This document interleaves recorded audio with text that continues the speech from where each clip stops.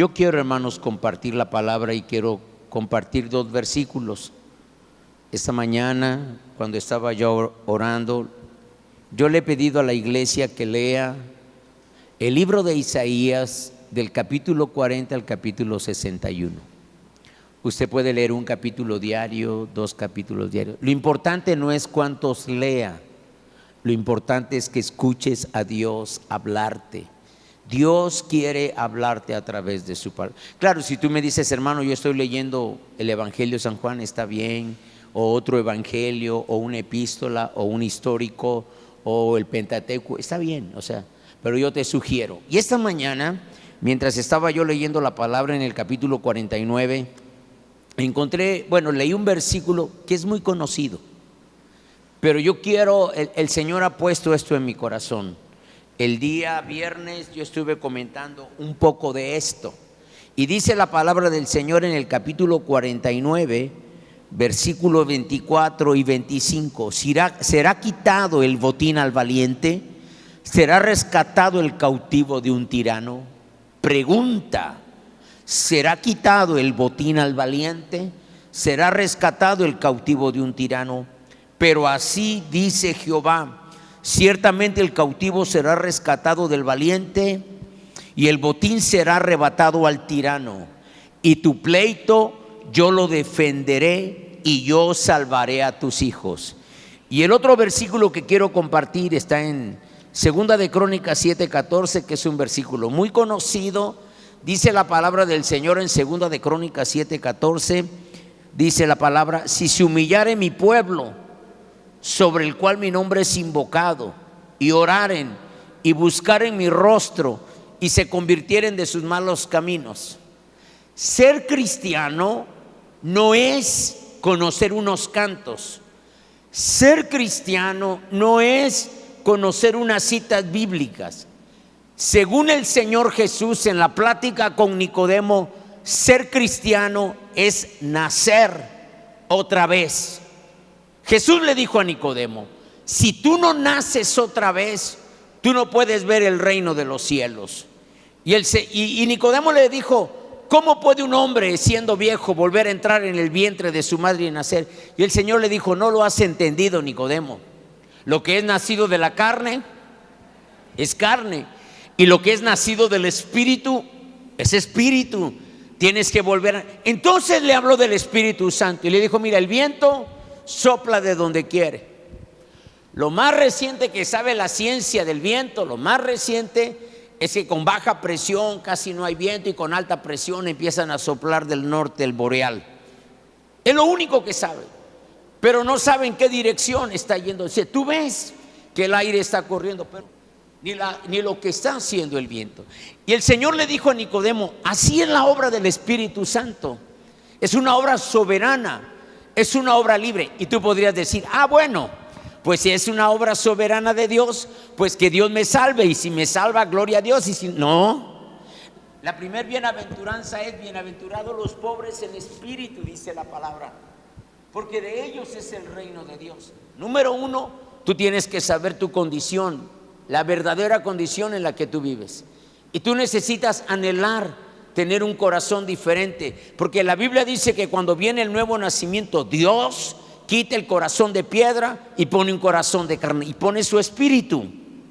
En la Biblia, que es la palabra bendita de Dios, el apóstol Pablo en Romanos capítulo 1 versículo 16, no lo lea, es muy conocido, dice la Biblia: porque no me avergüenzo del evangelio, porque es poder de Dios. El poder de Dios que cambia, el poder de Dios que restaura, el poder de Dios que sana, el poder de Dios que bendice. Es el poder de Dios que cambia a las personas. El apóstol Pablo habló estas palabras en Romanos. Estas palabras son un desafío para cada hombre y para cada mujer que ha conocido a Cristo, de creer en el poder de Dios. Usted tiene que creer en el poder de Dios para salvación, para sanidad, para restauración, para victoria aquí en esta tierra. Qué triste que muchos de nosotros vemos a nuestra familia perdiéndose. No necesitamos hablar mucho del poder de Dios, porque tú eres objeto del poder de Dios. Pero tú tienes que ser testigo del poder de Dios en tu esposa, en tu esposo, en tu hijo. Tú tienes que ser testigo del poder de Dios en tu hija, en tu papá. O sea, tú tienes que ver el poder de Dios cambiando a las personas. Nosotros tenemos que creer, Él es un Dios de poder y misericordia. Y Él lo demostró cuando envió a su único hijo a morir por nosotros en la cruz del Calvario. Hoy quiero hablarles de un trabajo que tenemos que hacer los cristianos cada día. Cada día. La Biblia habla de este quehacer cada día. Nosotros como iglesias creemos en la bendición de la oración. Y la mayoría de nosotros, y lo voy a decir comenzando conmigo, la mayoría de nosotros estamos en pañales en la oración. Necesitamos orar un poco más. Existen varias maneras de orar. Ejemplo, existe la oración privada. El Señor Jesús dijo: cierra tu recámara, tú solo, ora a tu Padre que está en secreto, y tu Padre que está en secreto te recompensará en público. Pero también existe la oración como iglesia. El Señor dijo: si 2 o 3 de ustedes se ponen de acuerdo y atan cualquier cosa en la tierra, yo la voy a atar en el cielo. Si desatan cualquier cosa en la tierra, el Señor dijo: yo la voy a desatar en el cielo. Existe una oración que tal vez hemos olvidado o hemos descuidado, y tenemos que ponerle mucho énfasis ahora en esto, porque de esto depende la salvación de nuestra familia. La intercesión nace en el altar de Dios. Mira, Dios estableció principios. La gravedad, 9.8 metros sobre segundo al cuadrado, es una ley de Dios. La termodinámica es una ley de Dios. O sea, todo lo que la ciencia ha descubierto. Yo siempre he dicho, ¿por qué cuando tienes problemas en la garganta o gripe o problemas en la faringe, en la laringe, y tienes problemas en el estómago, es diferente antibiótico? Yo no soy científico ni voy para allá, no soy científico loco, pero lo que pasa es de que cada antibiótico va a ir a cierto lugar del cuerpo para ser más efectivo. Lo único que hizo la ciencia es descubrir leyes. Los verdaderos científicos saben que lo único que tienen que hacer es descubrir las leyes que ya están establecidas por Dios. Y aquí hay una ley espiritual que yo te voy a compartir. Dios dijo: mi pueblo me va a pedir, mi pueblo me va a demandar, y yo voy a hacer. Es un principio de Dios. Así lo dice el texto: mi pueblo me va a pedir y yo voy a obrar, y yo lo voy a hacer. Y la Biblia dice que el que pide, y si no recibe, busca. Diga, busca. Dice que el que pide recibe, y si no recibe, busca. Dice, y el que busca halla, y si no encuentra, llama. Es un increciendo, es un subiendo. El pueblo de Dios, en algún momento Dios te va a decir: no te voy a contestar esa necesidad, porque si contesto va a ser para tu mal, porque Dios es un buen padre. Y por ejemplo, a ver, levanta la mano, Serafín. Él le puede pedir una AR-15 a su papá, y si su papá está retrasado de la mente, está como los papás que compran motos a sus hijos, ¿no? Yo siempre he dicho: cuando compre una moto a su hijo, cómprele el ataúd, para que no le agarren las prisas. Cuando compre una moto a su hijo o a su hija, compre el ataúd para que no le agarren las prisas. Acaba de pasar un accidente enfrente de la vidriera. Era un muchacho excelente para su papá, y el muchacho le pidió una moto al papá. Dice que era el muchacho brazo derecho en el rancho, le ayudaba en todo, y le compró la moto, y a los 15 días el pobre muchacho enfrente de la vidriera se mató. Y entonces un taxista se lo comentó a Israel: pobre papá, está destrozado. Dice, ¿quién iba a decir que la moto que le compró le iba a suceder esto? Y él como taxista dijo a esa gente que anda, porque manejar no es sencillo. Manejar primero yo te recomiendo que manejes bicicleta, mucho, y después ya manejas un carrito. Y tienes que espejear, y tienes que, bueno, no voy a dar curso de manejo, pero tienes que saber manejar. Y regular, Vamos a Levítico 6, 12 y 13. Yo acabo de leer esta palabra hace el lunes pasado. Levítico 6. Si alguien lo lee, lo tiene antes que yo. Fíjate, hay un mandamiento: el fuego arderá continuamente. El fuego tiene que arder continuamente. La obligación del sacerdote era mantener siempre la llama encendida. Debería poner leña en el altar cada mañana. Cada mañana. Qué importante es al cristiano orar cada mañana. Cada mañana. Esto es, hermano, perdóname, yo sé por qué no oras. Si tú no has nacido de nuevo, para ti la oración es maxocón, ¿no? Las purgas que le daban a uno de niño. Debe personal, el lugar donde tú oras cada mañana. Este altar personal debe ser un altar encendido, en donde tú oras cada mañana, donde usted ora por sus necesidades. Qué importante es que tú ores por ti, que el Señor te guarde, que el Señor te libre. Don Josué Irión estaba diciendo, porque es una autoridad este hombre para predicar. Un hombre estaba orando por unas mujeres en la iglesia. Por eso, hermano, nosotros tenemos mucho cuidado aquí. Dime sangrón, dime exagerado, dime legalista, dime lo que se te dé la gana. Yo no tengo problemas. Yo no le pido a mi esposa que ore por las hermanas. Siempre le pido a mi esposa que hable con las hermanas. El fuego debe arder siempre. Usted debe orar por usted, por sus necesidades. Hermano, ¿tiene problemas con la salud? Hay que orar. ¿Tiene problemas financieros? Hay que orar. ¿Tiene problemas con la señora, hermanos? Hay que orar. ¿Tienes problemas con el marido? Tienes que orar, tienes que orar. Tenemos que orar por la familia, tenemos que orar por el matrimonio, por los hijos. Donde usted ora por nuestra bendita ciudad de Tierra Blanca. Diga: nuestra bendita ciudad de Tierra Blanca. Diga: nuestra bendita ciudad de Veracruz. Porque están los hermanos de Veracruz, ¿no? Y están los hermanos del bendito lugar de Palenque. No sé si vinieron los hermanos de Tinajas, pero el lugar, están los hermanos de Coyocuenda. Es un lugar que Dios va a visitar. Pues no, decimos, yo sí, Tierra Blanca no va a cambiar y todo. Y el Señor dice, pues si tú crees que no va a cambiar, no va a cambiar. Pero si tú me lo pides, Tierra Blanca va a cambiar. Usted debe orar por la ciudad. Usted debe orar por el municipio, por el estado, por nuestra bendita nación. Y tenemos que orar por el mundo entero. A propósito, vea usted, ¿qué? Cuarto de guerra. Cada mañana debemos reavivar el fuego del altar. Si dejamos que se apague, estaremos fallando en el principio que Dios nos enseña. Debemos mantener nuestro altar cada mañana. Debemos mantener nuestra devoción a Dios encendida. ¿Sabe, hermano? Hay gente que respeta más a ciertas personas que a Dios.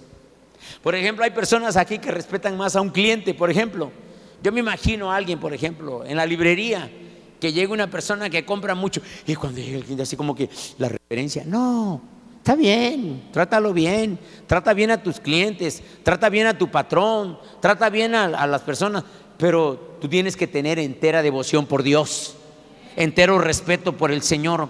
No podemos dejar apagar el fuego bajo ninguna circunstancia. Muchas veces nos asfixia el trabajo, los compromisos, nuestras numerosas actividades hacen de nosotros que el tiempo de oración sea casi como un recito, ya no un rezo, un recito. Oramos así cada mañana: Señor, bendíceme en este día, guárdame, guarda a mi familia, amén. Y ya, y nosotros a darle. No, hermano, eso y nada es mejor nada. Esto no es orar. Dios demanda otra clase de oración. Mantener el fuego encendido implica algo más de trabajo que solo acercarnos al altar. Un dicho cita de esta manera: el fuego purifica todo. El fuego purifica todo. Y esta es una verdad en el mundo natural. Mucho más, el fuego de encendido del Señor en nuestro altar se encargará de quemar todas nuestras impurezas. Necesitamos permanecer en el altar, nuestro altar. Hermano, yo sí quiero, porque ya hablé con 2 hermanas. Hoy a lo mejor hablo con otra y después con otros 2 matrimonios. Voy a llamar a 7 hermanos a orar. 2 matrimonios, mamá e hija y otra hermana. Son los primeros que voy a llamar a orar. Porque yo me pregunto, hermano, ¿por qué Dios no está contestando su oración? Usted tiene orando por decir por un hijo, por una hija desde hace 500 años, perdone la hipérbole, y no pasa nada. Algo mal está pasando. ¿Cuánto tarda Dios en salvar a una persona? Un instante. En un instante le cambia el corazón, en un instante le cambia la vida, en un instante le cambia el rumbo. Algo está pasando. Y yo voy a llamar, y yo he hablado con ellos, bueno, con las hermanas yo hablé algunos asuntos puntuales. Vamos a orar, necesito que revisen esto, que revisen esto, que revisen esto. Hay gente que le gusta en la vida, ha vivido la vida, ¿dónde quedó la bolita? ¿Dónde quedó la bolita? La bolita está allá. No, así no funciona esto. Tenemos que ser honestos, tenemos que decir la verdad, tenemos que hablar con sinceridad. Tenemos que aprender este principio bíblico. Dios está buscando, yo tengo subrayado y entre comillas buscando. Dios no puede buscar nada. Dios está llamando a hombres y mujeres a que se pongan de rodillas frente a Él, velando no solo por sus necesidades, sino intercediendo por las personas que se están perdiendo. Muchos de nosotros oramos a Dios diciendo así: Señor, nosotros oramos a Dios diciendo: Señor, mira, aquí está mi necesidad, tómala o déjala, a mí no me importa. ¿Y a Dios? Si a ti no te importa, pues Dios tampoco. Tú tienes que ir y rogarle, tú tienes que ir y llorar.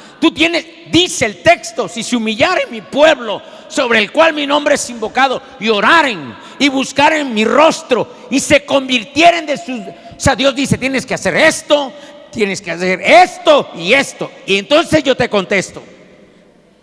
Si no, vas a estar como loro. Mejor pon un cassette, pon un disco, pon un perico ahí a que esté hablando, y va a pasar absolutamente lo mismo. Si se humillare mi pueblo y oraren y buscaren mi rostro y se convirtieren de... Hermano, Dios conoce todos nuestros caminos.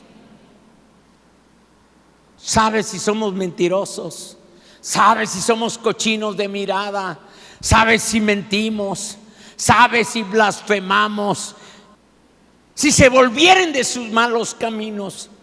Dios está buscando hombres y mujeres que se pongan en la brecha a interceder. Cuando lo hacemos, nuestra oración llega hasta el mismo trono de Dios. Cuando tú ruegas, cuando tú clamas, cuando tú dices: Dios, tú tienes poder. Aquel predicador dijo esto, y así es una gran verdad. Había una hermana que su marido le pegaba y le pegaba y le pegaba y le pegaba, y ellas tenían oración en la mañana del martes o miércoles, y la hermana no faltaba, pero siempre venía morada de acá, morada de allá, morada de allá, morada de acá. Y un día llega casi sangrando la hermana, y las hermanas dijeron: ¿qué pasó, hermana? ¿Otra vez le pegó? Sí, me pegó, está borracha y todo eso. Vamos a orar. Padre, en el nombre de Jesús, a donde esté ese perro ahora, a donde esté, que le dé un dolor de estómago en este momento y que se arrepienta. Que el tipo llegó doblándose así: hermano, pero no vamos a orar de un Dios, tómalo, déjalo, porque no va a pasar nada. Tenemos que llorar, nos tiene que doler. Pero yo sé que muchos de ustedes no creen en el infierno porque sus papás no creyeron en el infierno, porque sus abuelos no creyeron en el infierno. Así vivieron.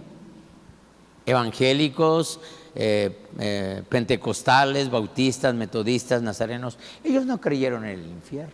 Y para ellos pues no era malo, pues todo el mundo lo hace, el pastor allá lo hace, entonces Mire, una verdad que le voy a decir: en el infierno no todos van a estar en el mismo lugar, y en el cielo no todos vamos a estar en el mismo lugar. Allá van a estar los patriarcas y los apóstoles, dice la Biblia. Y en el infierno el peor lugar es para los pastores que llevaron más gente al infierno que los tratantes de blancas y los narcotraficantes. Esos hombres perversos van a estar en el peor lugar. Cantantes cristianos, maestros cristianos que fueron 2 veces hijos de las tinieblas, dice la palabra. Cuando nosotros buscamos a Dios en oración, esto llega hasta la misma presencia de Dios al inclinar y rendir toda nuestra vida delante de Él. Porque cuando tú oras en verdad, el Espíritu Santo empieza a redarguir. Y el Señor te dice: ¿cómo quieres que te conteste? Mira lo que hiciste. Y te lleva al día, a la hora. Estás hablando del pastor, estás hablando de la familia del pastor. ¿Qué te pasa? Estás robándole al cliente, estás robándole al... O sea, ¿qué piensas? Dios dice en un salmo: ¿crees que yo voy a ser como tú? De ninguna manera. Arregla tu vida. Hay gente que se mete en maldición porque ellos hicieron su evangelio y esto no es malo. Esto sí, pero esto no es malo. La Biblia dice que está mal. La Biblia dice que cuando hablaron de Moisés se encendió la ira de Dios. Y le tuvieron que decir: vamos allá. Al inclinar y rendir toda nuestra vida delante de Él, debemos procurar llegar hasta la misma presencia de Dios. Necesitamos procurar llegar. Estamos orando ahí media hora, 1 hora, 1:15 y no pasa nada. Humíllate, ruégale, pídele, hasta que tú sepas, porque eso lo vas a saber. Y aquí hay 2, 3 personas que saben de lo que estoy hablando. Hasta que tú sepas que estás en la misma presencia de Dios, a donde todo el ejército del cielo. Pues es una gran verdad. Tú nunca vayas a creer que un muerto viene, ¿eh? Todo es una mentira del diablo. Todo lo que es hechicería, brujería, santería, consultar a los muertos, es una obra diabólica. Él conoce a toda la gente. Él te puede repetir el humor de una persona. Diga: padre de mentira. Todo eso de la brujería, de la hechicería, acabamos de leer en Isaías que Él entontece a los brujos, a los hechiceros, los enloquece, a los adivinos, Él los enloquece. Ve cómo termina esa gente siempre. Ve cómo van sus hijos siempre. Ve. Observa antes de que te metas en esas cosas. Hay demonios, está el diablo, pero también está Dios, está el Padre, está el Hijo, está el Espíritu Santo. Y alrededor del trono de Dios hay ángeles, hay serafines, hay querubines, están los ancianos, y todos ellos están adorando al Señor con intensidad. Porque yo te voy a decir, cuando tú llegas a la misma, Moisés estuvo con Dios 40 días y 40 noches, no comió nada, no bebió nada, porque no tenía necesidad de nada, porque estaba en la misma presencia. Y ahí permaneceré, ahí voy a permanecer. Cuando yo llegue ahí, yo voy a permanecer ahí, postrado a tus pies. La iglesia va a cambiar. Dios va a salvar almas. Porque primero te voy a predicar y después... Ana, yo me estaba acordando, yo no sé si a ti te tocó cuando yo fui a evangelizar con los jóvenes a los autobuses de la Cuenca. ¿No te acuerdas? ¿No te tocó a ti? A ti, Israel, no te tocó ya, ¿verdad? Fue Blanca, fue su hija hermana Lupe, fue Adriana, fue David, fue Daniel, fue Silvestre. Nos subíamos a los autobuses de la Cuenca y empezábamos a predicar. Y se iba el autobús y yo te iba a repartir. Hay gente que te rompe los folletos en tu cara, hay gente que te dice gracias, hay gente que dice échale gana. Eso es lo de menos. Tú y yo tenemos que sembrar la palabra de Dios. Hay necesidad, la gente necesita a Cristo. Hay gente que se piensa suicidar, que se acabó su matrimonio, que se acabó. Necesitan a Cristo. La gente no necesita dinero, pura caula. La gente necesita a Cristo, porque cuando tienen a Cristo, lo tienen todo. Cuando tienen a Cristo no necesitan que le digan, oye, ayúdale, oye, no. La ayuda empieza a llegar, la bendición empieza a llegar. Así es la palabra de Dios. Si en nuestro corazón hemos entendido que hemos llegado allí a la presencia de Dios, difícilmente podremos contener las lágrimas y la emoción de estar en su presencia. Llega allí y quédate allí. Permanece allí. Conoceremos con seguridad que Él nos está escuchando. Yo sé que mucha gente ahora sí, Señor, y se dice, ni me escuchó Dios. Pues sí, con esa actitud, pues claro que no te escuchó. Pero si tú llegas y empiezas, Padre. La oración tiene primero alabanza y adoración, después confesión, después intercesión, después por tus necesidades. El Señor está levantando en su pueblo, dice, reyes y sacerdotes. Como reyes podemos disfrutar de todas las bendiciones y promesas, porque Apocalipsis 1:6 dice que Él nos ha constituido reyes y sacerdotes. Dios nos ha puesto primero y no como últimos. Nosotros somos primeros y no somos últimos. El Señor nos levanta, el Señor nos muestra como testimonio de que somos hijos de Él, pero el Señor quiere despertar en nosotros nuestra responsabilidad como sacerdotes. Yo te puedo hablar de varias personas que están aquí, que yo como pastor he visto cómo Dios los ha levantado y los ha levantado, porque Dios nos ha llamado a esto. Y yo no puedo decir, hermano, ¿y por qué no todos? Pues no todos estamos viviendo de la misma manera delante del Señor, pero yo he visto a personas que Dios los está levantando y los está levantando en todas las áreas, en su matrimonio, con sus hijos, en sus finanzas, en su salud, porque Dios tiene poder, por supuesto. Él nos ha puesto como reyes y sacerdotes, pero así como Él quiere que nosotros seamos como reyes, Él también quiere que seamos como sacerdotes. ¿Y qué hace un sacerdote? Es sencillo. El sacerdote es el que se interpone entre Dios y el hombre, pidiéndole a Dios que perdone el pecado, pero sobre todo que haya un nuevo nacimiento en las personas. Ezequiel 22:30 dice, y busqué entre los hombres quien hiciese vallado a favor de la tierra para que yo no la destruyese, y no haya ninguno. Una vez escuché a don Fidel, el problema no era que Sodoma y Gomorra tenían una horada de homosexuales. Acuérdate que el homosexualismo viene desde Sodoma y Gomorra. Y toda la ciudad, todos los hombres eran homosexuales.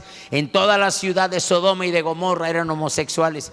Pero Dios no destruyó a Sodoma y a Gomorra porque todos eran homosexuales, porque entonces se aparece el príncipe de Dios llamado Abraham, el padre de la fe, y empieza a interceder. Y si hubiera 50 justos también destruirías. Y él dijo, no lo destruiría. Y si hubiera 40, perdone mi Señor, pero estoy hablando. Y si hubiera 30, no la destruiría. Y así llegó hasta 10, y dijo, y si hubiera 10, y él dijo, por amor a esos 10 yo no las destruiría. Yo no sé quién, porque somos sinvergüenzas. Hermano, lo que tú no sabes yo sé. Manos santas alzaré, y somos una fichita, y manos santas alzaré. No hubo 10 justos. No hubo 10 justos. El Señor destruyó a Sodoma y a Gomorra, sí por el pecado, pero porque no hubo 10 justos. Que Dios encuentre 10 justos en Tierra Blanca para interceder por esta ciudad. En la Escritura encontramos personas que amaron a Dios. Cuando tú amas a Dios, en repetidas ocasiones estos hombres intercedieron a favor del pueblo de Dios. Se presentaban ante Dios para pedir misericordia por el pueblo.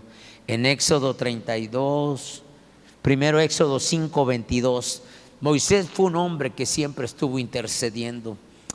Voy a leer en NBI, Éxodo 5:22. Ay, Señor, ¿por qué tratas tan mal a este pueblo? Para esto me enviaste desde que me presenté ante Faraón y le hablé en tu nombre. no ha hecho más que maltratar a este pueblo que es tuyo y tú no has hecho nada para librarlo. Te voy a decir algo, iglesia, Betania, escucha esto. En todas estas citas que yo estoy dando hay un rema para la iglesia. Hay un rema para la iglesia. Y voy rápido porque ya tengo poco tiempo. Éxodo 32, 31 al 33. Volvió entonces Moisés para hablar con el Señor y le dijo: ¿qué pecado tan grande ha cometido este pueblo al hacerse dioses de oro? O sea, le dijo: sí, cierto, hicieron idolatría. Sí, cierto, ellos hicieron esto. Sin embargo, yo te ruego que les perdones su pecado. Pero si no vas a perdonarlo, estoy leyendo NBI, bórrame del libro que has escrito. Si no vas a perdonarlo, bórrame del libro que has escrito. En Números 21:7, el pueblo se acercó a Moisés y le dijo: hemos pecado al hablar contra el Señor y contra ti. Hablar del siervo de Dios tiene su costo. Hablar del siervo de Dios y de su familia tiene su costo. Dice la palabra: el pueblo se acercó a Moisés y le dijo: hemos pecado al hablar contra el Señor y contra ti.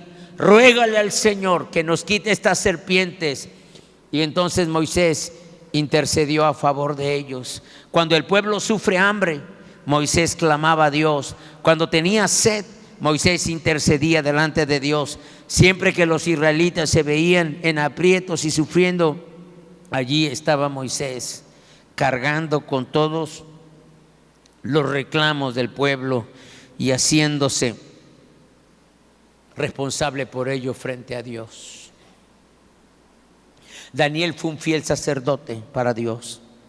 Sin haber cometido o hecho pecado, tomó los pecados del pueblo y los hizo propios, al clamar en ayuno, en lloro, en ceniza por el perdón de Dios.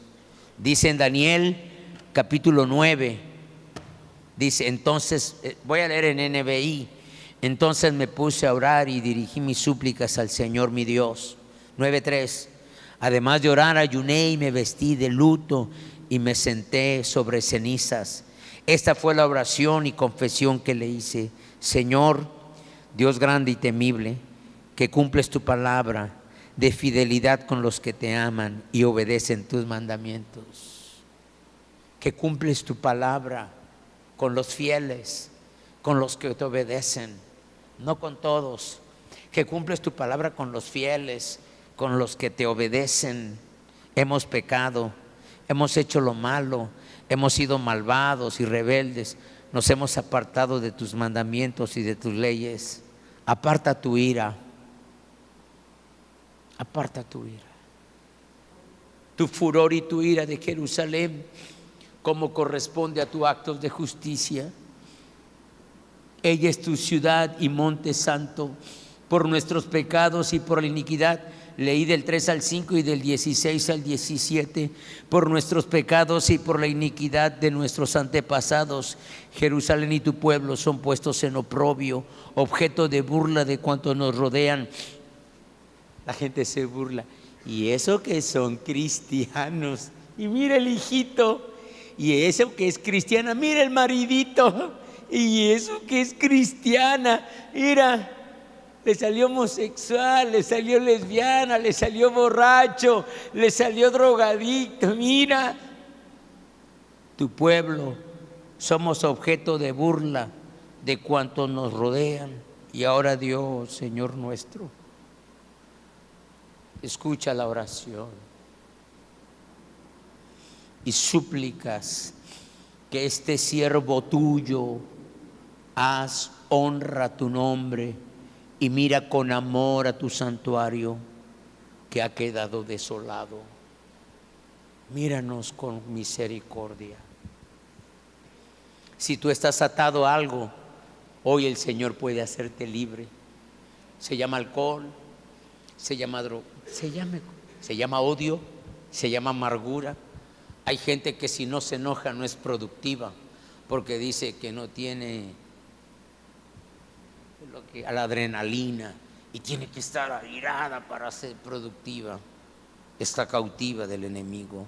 Y podríamos hablar de Abraham, Podríamos hablar de Débora, de Jeremías, de Joel, de Elías y más, quienes no hicieron a un lado la función sacerdotal, sino que se pusieron en la brecha delante del Señor para clamar por otros.